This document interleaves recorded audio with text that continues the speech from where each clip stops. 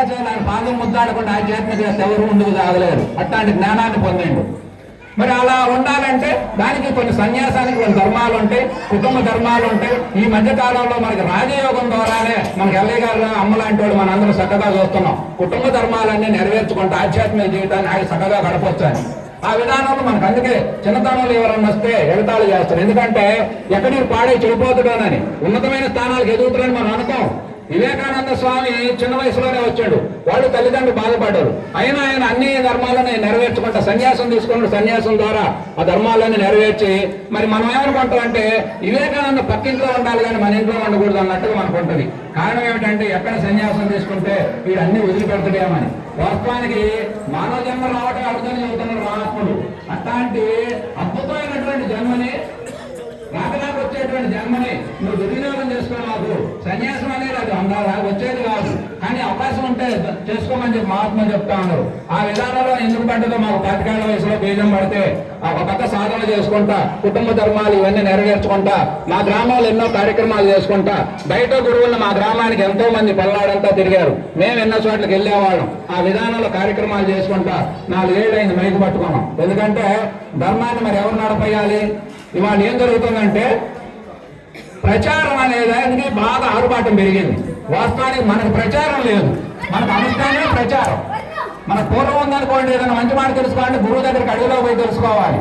కానీ ఈరోజు ఏం జరుగుతుందంటే ప్రపంచం అంతా కూడా ప్రచారంలో మునిగిపోయి ప్రతి గ్రామంలో 5-6 చర్చీలు ఉంటున్నాయి. మీ అందరికీ తెలుసు. 5-6 చర్చీలు, చర్చీకి 2 చొప్పున 10 మంది పాస్టర్లు ఉంటారు.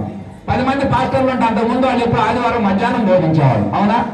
ఇవాళ ఆదివారం తెల్లారుజాము 4 పెడతాడు, మధ్యాహ్నం కార్యక్రమం ఉంది, సాయంత్రం కార్యక్రమం ఉంది, శుక్రవారం స్పెషల్ డే అంటాడు, శనివారం ఏదో అంటాడు. ఈ రకంగా బోధ పెరిగింది. బోధ పెరగంగా ఏమైంది? ఏయంగా ఒక రాయి తగిలింది, తిట్టంగా తిట్టు తగిలింది, అవునా? ఆ విధానంలో మన వాళ్ళందరూ తెలియకుండానే తాపుకోక జారిపోతా ఉన్నారు.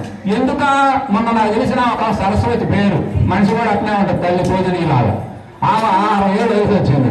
ఆమె మొన్న ఒకసారి చూస్తే బైబుల్ సంఖ్యలో పెట్టుకుని తెల్లారుగానే పోతుంది.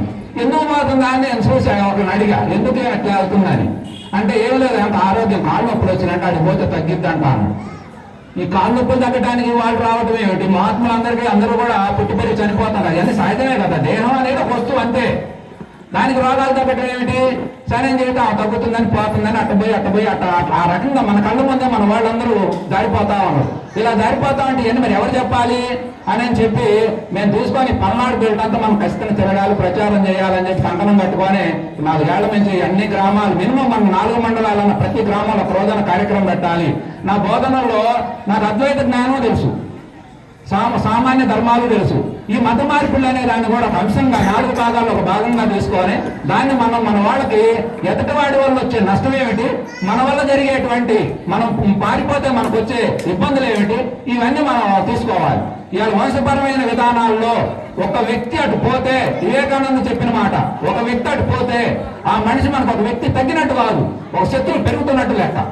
అదేమిటి పెరగటం అంటే మన వయసులో ఒక వ్యక్తి పోతే అతనే మీ దేవుడు పెడతాం, మేము రాము, మేము తినం.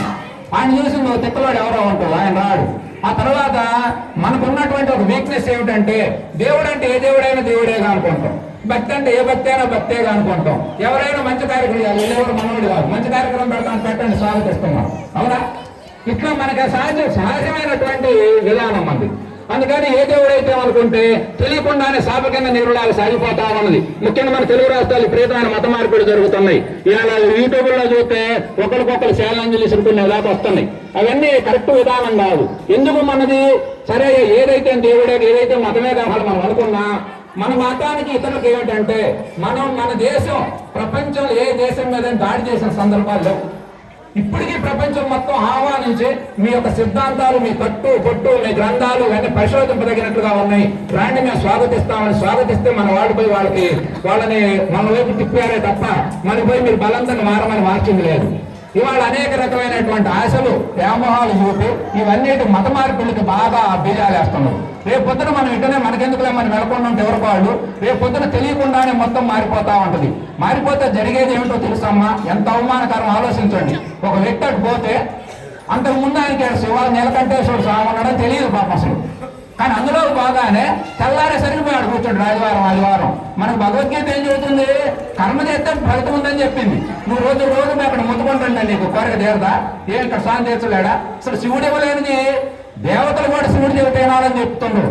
శివుడు వచ్చి అబ్బాయి ఇంద్రపది 4 రోజుల్లో మన స్వామివారికి కావాలంట అంటే ఇంద్రుడు ఇవ్వాలంట. అట్లాంటి నీలకంఠేశ్వర స్వామిని పెట్టుకొని మనం వాళ్ళు ఎవరో చెప్తారంటే గంధం మంది కాదు, సంప్రదాయం మంది కాదు, సంస్కృతి మంది కాదు, అసలు మనకి ఏం సంబంధమే లేదు. ఏడదాన్ని వచ్చి ఆ పళ్ళకి మనం వేయటం ఏమిటి? సరే మోద్దాం. మోసిన మన సాంప్రదాయం ఎలా ఉంటుంది? అంత కలుపుకొని పోతాం సూదిలాగా. సూది ఏం చేసింది? కలుపుకుంటూ పోతా ఉంటుంది. వాళ్ళు ఏం చేస్తారు? కత్తెరలాగా సించుకుంటూ పోతా ఉంటాం. సించుకుంటూ పోయే దైవత్వం ఎట్లా ఉంది? అందుకనే మనకు మహాత్ములు మనం చెప్పేది మన మంత్రాలు ఏమిటి ఆలోచించండి మీరు. సర్వేజన సుఖినో భవంతు అంటే బలాన్ని వెంకటేశ్వరం బాగుండాలా, రామమూర్తి గారు బాగుండాలని కాదు, సర్వజనులు సుఖంగా ఉండాలయా, అది మన మంత్రం. జనులే కాదు, లోకా సంస్థ సుఖినో భవంతు, లోకం మొత్తం అంటే సర్వ జీవకోటి సుఖంగా ఉండాలి. ఇవి మనకు వేదాల్లో నుంచి వచ్చినటువంటి మంత్రాలు. ఇట్లా మన సాంప్రదాయం, మన విధానమే. మనం ప్రత్యేకించి మనమేం పెద్దగా ధర్మాలు ఆచరించేది ఏం లేదు. ఎందుకంటే మన జీవన విధానమే సహజమైనటువంటి ధర్మంగా ఉన్నది.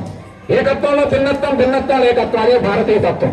మనం తెలియకుండానే మన చెట్టును పూజిస్తాం, రాయిని పూజిస్తాం, రప్పను పూజిస్తాం, అనేక రకాలుగా జీవకోటి సేవ చేస్తాం, మనం అనేక జీవుల్ని ఆరాధిస్తాం. ఎందుకు అంటే మన నమ్మకం ఏమిటో తెలుసా? దేని ద్వారా అయినా ఇది ఆయనకే చెందుతుందని మన నమ్మకం. అందుకే మనం ప్రతి దాన్ని ఆరాధించడం మనకు సహజ జీవన విధానం అయిపోయింది. మనకి ఆ దైవ తత్వం అనేది. దాన్ని ప్రత్యేకించి మనకి ఇంకొకటి చూడటం ఏమిటి?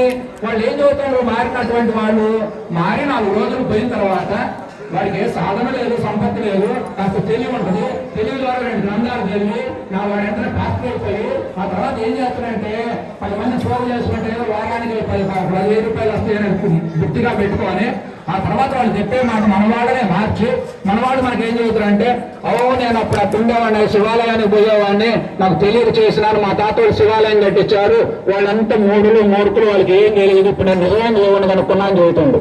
ఎంత అవమానకరంగా ఉంటుంది ఆలోచించండి. అంటే మన తండ్రులు, మన తాతలు, మన అర్చక స్వాములు మనం ఏమో తెలియక చేస్తున్నట్టు, ఆయన ఇప్పుడు నిజమైన దేవుడిని కనుక్కున్నట్టు. ఇట్లా ఉంటాయమ్మా ఇవన్నీ. అందుకనే ఇవన్నీ మనకు ఏమవుతుంది తెలియాలి. తెలిసింది అనుకోండి, ఇప్పుడు మనందరం కూర్చుంటాం, అక్కడ మనకు పని చేస్తే 100 రూపాయలు కూలి, ఒక పని చేస్తే 10 రూపాయలు కూలి అంటే మనం ఏం చేస్తాం? 100 రూపాయలు పనే కాదు, 100 రూపాయలు పని అదే, కానీ ఫలితం మారిద్దంటే అందుకే చేస్తాంగా. ఇప్పుడు మనకు తెలియపోవటం వల్ల ఎదటోళ్ళు మనల్ని ఏలన చేస్తా, ఎక్కిరిస్తా, మన వాళ్ళనే మనకు శత్రువులుగా తయారు చేస్తా ఈ విధానాలు సాగుతా ఉంటే 1400 సంవత్సరాల క్రితం వచ్చిన శంకరాచార్యులే అద్వైత జ్ఞానాన్ని బోధిస్తూ అప్పుడు కొంచెం హరిహరులు భేదం ఉన్నట్లుగా చూపుతుంటే హరిహరులు భేదం లేదని చెప్పి 153 రచనలు చేసినటువంటి వాడు. అద్భుతమైనటువంటి భాష్య గ్రంథాలు, ప్రకరణ గ్రంథాలు, విష్ణు నామ స్తోత్రాలు ఇవన్నీ రచించాడు.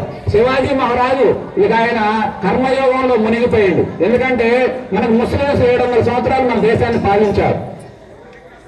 ఆ తర్వాత క్రైస్తవులు 200 సంవత్సరాలు పాలించారు. అంబేద్కర్ చెప్పిన మాట ఏమిటి? అంబేద్కర్ ఈ రోజు మన రాజ్యాంగం రాశాడు, మనందరం దాన్ని అంగీకరించాం, మంచిది, అందులో లోపం లేదు.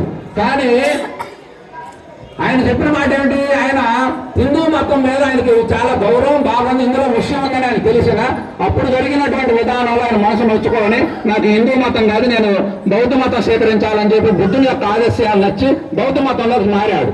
మారేటప్పుడు ఆయన చెప్పిన మాట ఏంటంటే, ఆయన ఆ రోజు క్రైస్తవ మతంలో చేరితే ఆయనకి ఎన్నో కోట్ల రూపాయలు ధనం ఇస్తామన్నారు. కానీ ఆయన మారల. ఎందుకని? ఆయన దేశభక్తుడు, అందుకే మారల. మళ్ళీ ఆయన అందరికి ఇచ్చిన సందేశం ఏమిటో తెలుసా? ఎవరైనా సరే మతం కనుక ఆ మతాన్ని పుచ్చుకున్నట్లయితే దానివల్ల ఎట్టి కుల వివక్షత పోదు, ఎట్టి పేదరికాలు పోవు. మరి ఏం పోనప్పుడు ఉపయోగం ఏమన్నది? అంతేకాదు ఇంకొక గొప్ప మాట ఏంటంటే, ఇందాక మనం చూసాం పిల్లలు కళ, ఎంత అద్భుతమైనటువంటి 64 కళలు ఉన్నాయి మనకి. పిల్లలందరూ కళాహీనులు అవుతారని చెప్పింది. 6 శాస్త్రాలు ఉన్నాయి, 64 కళలు ఉన్నాయి. ఎందుకు కళాహీనులు అంటే వాళ్ళు ఏమంటారు? భరతనాట్యం అంటే మంది కాదుగా, గ్రంథం మంది కాదుగా, దేవుడు మంది కాదుగా, ఏ కళ నీరు కాకపోతే మరి జీవం ఉన్న దేహం ఎట్లా బ్రతకాలి? ఆ కళ నైపుణ్యాన్ని ఎట్లా ప్రదర్శించాలి? ఇవన్నీ ఎలా? అందుకనే దేశభక్తి హీనుడవుతాడు, కళలన్నింటికి దూరం అవుతాడు. అందుకని దయచేసి ఎవరు కూడా క్రైస్తవ మతం చూడబాకండి అని చెప్పి ఆయన బౌద్ధ మతం తీసుకున్నాడు. ఈరోజు బౌద్ధ మతం మరి క్రైస్తవులు మావోడని చెప్పుకునే వాళ్ళంతా నిజంగా బుద్ధుడు కనుక అంబేద్కర్ ఇష్టపడితే అంబేద్కర్ ఇష్టపడే వాళ్ళంతా ఏం చేయాలి? బౌద్ధ మతాన్ని స్వీకరించాలి. అందుకని ఇట్లా మన పెద్దలు ఏం చెప్పారనేది మనకు స్పష్టంగా తెలిస్తే దాన్ని బట్టి మనం ఎలా నడుచుకోవాలో మనకు తెలిసింది. అమెరికాలో వివేకానంద స్వామి సర్వమత సమ్మేళనం జరిగింది.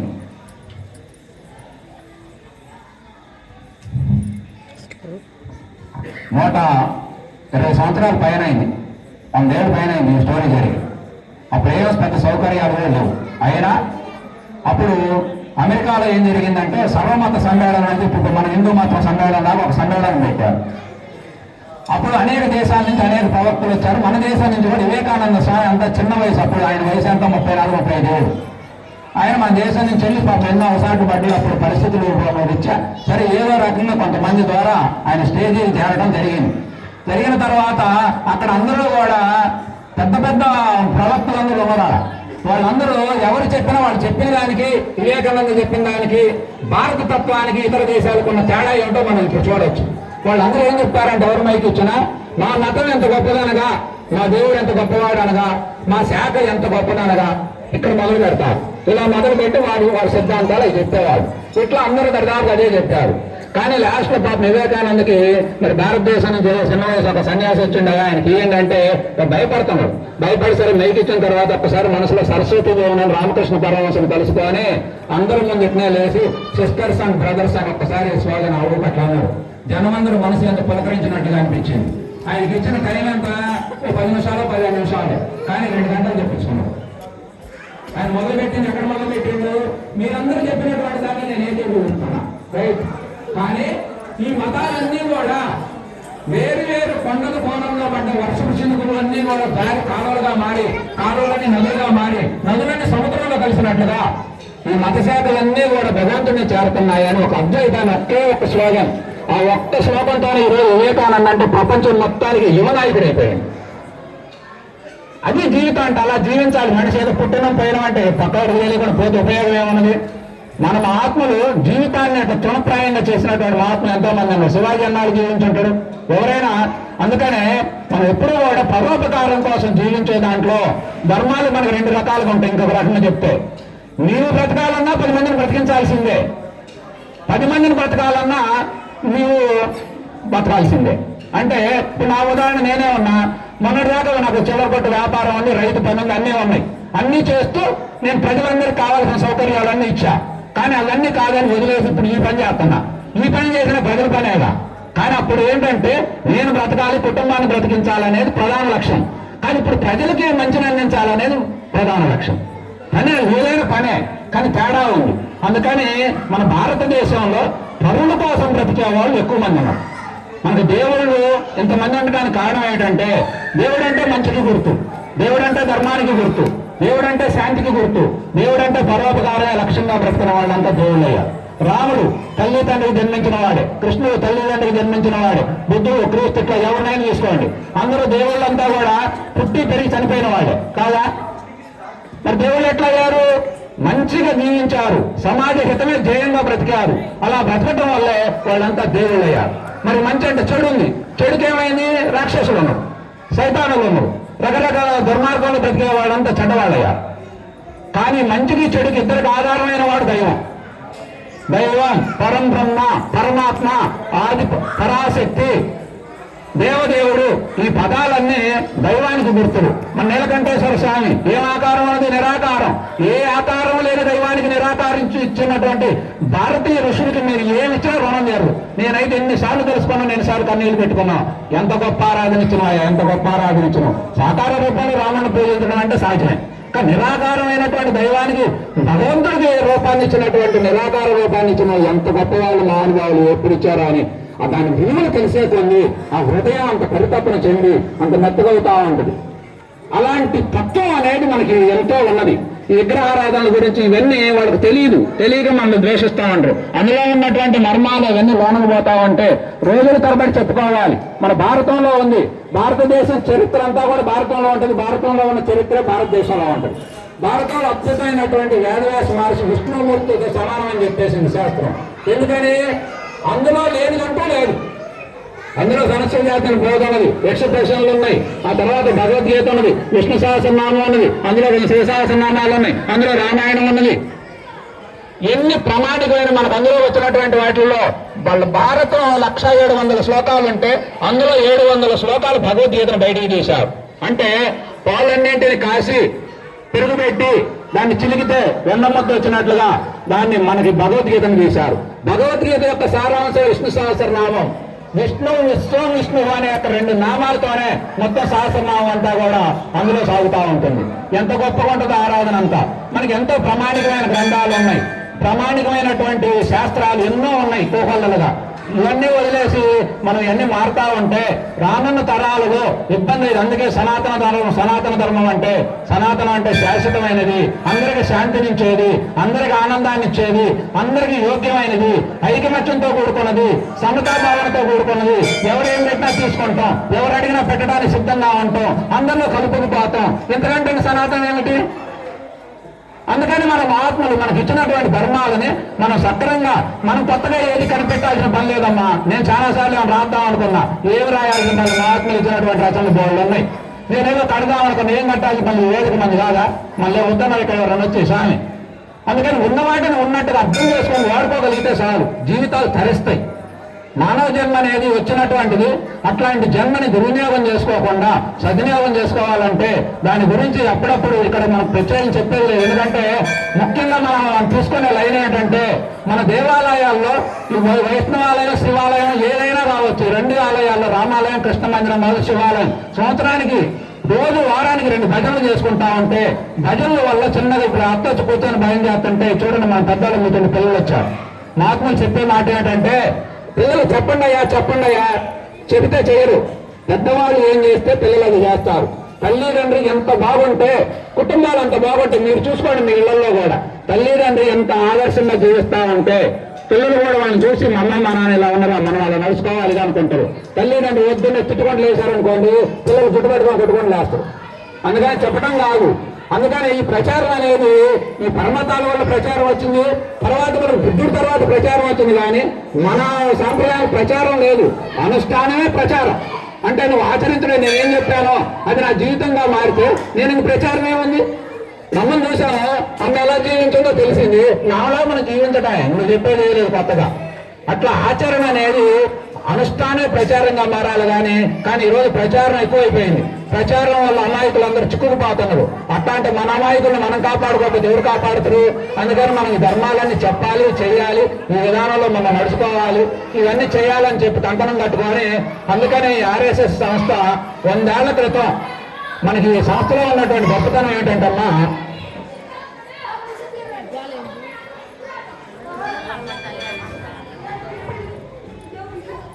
అప్పుడు ఉన్నటువంటి బ్రిటిష్ పాలన చాలా ఇబ్బందులుగా ఉంటే వారు మంచి సంకల్పాలు చేసి ఏదైనా మన మొత్తాన్ని హిందువుల మొత్తాన్ని సంఘటితం చేయాలని చెప్పి వాళ్ళు సంస్థ నిర్మాణం చేయడం జరిగింది. అందులో భాగంగా ఎన్నో కార్యక్రమాలు, ముఖ్యంగా మనకి ఆర్ఎస్ఎస్ సంస్థ చేసేది ఏంటంటే క్రమశిక్షణ. ఎంత క్రమశిక్షణ పడింది, ఆ కుర్చీలు పేర్చినా కూడా మీరు అందరూ సర్దుకున్నారు. ఎంత లైన్లు ఉంటాయి, అంత కష్టం ఉంటాయి. సేవా కార్యక్రమాలు, ప్రచారంలో కూడా వారు సొంత డబ్బులు పెట్టుకొని ఎక్కువ శాతం ప్రచారం చేస్తూ ఉంటారు. లేదా ఏదైనా తక్కువ ఖర్చులో ప్రయాణం చేయడానికి, తక్కువ ఖర్చుతోనే ఏదైనా భోజనం చేయడానికి ఇష్టపడి చేస్తూ ఉంటారు. అలా క్రమశిక్షణ. ముఖ్యంగా వాళ్ళకి ఏమిటంటే దేశభక్తి, దైవభక్తి. దేశభక్తి అంటే ఏంటి? దేశం అంటే మట్టి కాదు, మనుషులు అన్నట్లుగా దేశం మొత్తం కూడా వారు సొంత భావనతో చూసుకుంటారు. ఈ గ్రామం కొత్తపాలెం కానీ మాదే కానీ మనం అనుకున్నట్లుగా వాళ్ళు దేశం, భారతదేశం మొత్తం, అఖండ భారతదేశం ఒకటి చేయాలి.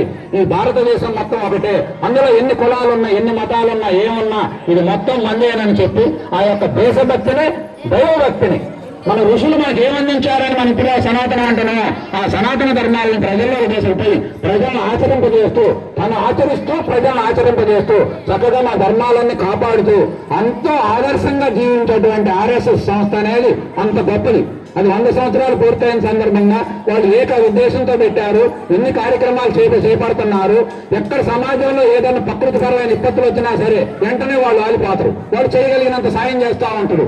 ఆ విధంగా మన పిల్లలకు కూడా ఎండాకాలం క్లాసులు పెట్టించి ఏదో 100-200 నామమాత్రం వసూలు తీసుకొని పిల్లలకి ధర్మబోధ నేర్పుతారు, క్రమశిక్షణతో కూడుకున్నటువంటి అనేక కళలు నేర్పుతారు, నాయకత్వ లక్షణాలన్నీ తయారు చేస్తారు. ఈ రోజు మన బీజేపీలో ఉన్న నాయకులందరూ ఎవరో తెలుసా?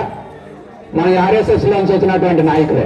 ఎందుకంటే నాయకత్వ లక్షణాలు నేర్పుతారు, మనిషి ఎలా మాట్లాడాలి, ఎలా చూడాలి, ఎలా నడుచుకోవాలి, ఈ ప్రవర్తన అంతా కూడా వాళ్ళకి నేర్పుతారు. అలా నేర్చి ప్రపంచంలో మంచి వ్యక్తులను మనందరం ఆదరిస్తాం కదా, అలా ఆదరించడం, అలా నాయకత్వ లక్షణాలు పెంపొందించడమే సమాజంలో ఒక ఉన్నతమైనటువంటి స్థానాలను ఎట్లా అలంకరించాలి, సమాజాన్ని ఎట్లా ఉద్ధరించాలి అనేటువంటి అలా చేసేటువంటి విధానంలో ధర్మ రక్షణే ధ్యేయంగా పెట్టుకొని పనిచేస్తుంటారు. ధర్మ రక్షణ అంటే అర్థం ఏమిటి? ధర్మాన్ని రక్షించడం అంటే ఏమన్నా, ధర్మాన్ని రక్షించడం అంటే ఆచరించడమే. ఆచరించే విధానాన్ని మనం సభ్యుగా అందిస్తారు కాబట్టి ఆ విధానంలో మనం నడుచుకోవాలి. అలా నడుచుకోవడం కోసమే మరి యొక్క కార్యక్రమాలు ఇవన్నీ కూడా మనకి ఎన్నో రకాలుగా మహాత్ములు ఏర్పాటు చేయడం జరిగింది. ఇక ముఖ్యంగా చెప్తా